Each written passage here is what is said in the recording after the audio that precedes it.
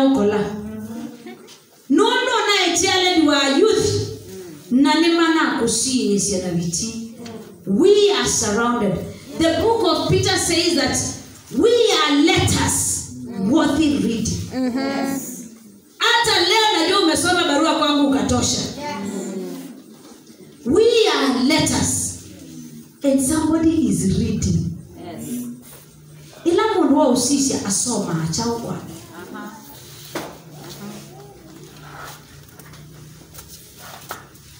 Ukiwa nyumbani, ukiwa shuleni, ukiwa kazini, ukiwa university mahali mbali na wazazi, what do people read? What kind of a letter are you? The Bible says, let us throw off everything. Tutupe kila kitu ambacho kinatuzuia. Sijui ni nini inakuzuia. Ila wa sisi uwezo wa mabarua wako. Uona waandikira. Taona ndio yaandikira. Especially not in church. Hadi leo tumeokoka, tumejaa roho. Outside the gates of the church. Yes. What letter are you? Yes. Nje ya malango ya kanisa na in particular pia nyumbani. Ndio nyumbani ndio sio kama uta. Ndio wanyama. Leso, ndio kalo holier than thou.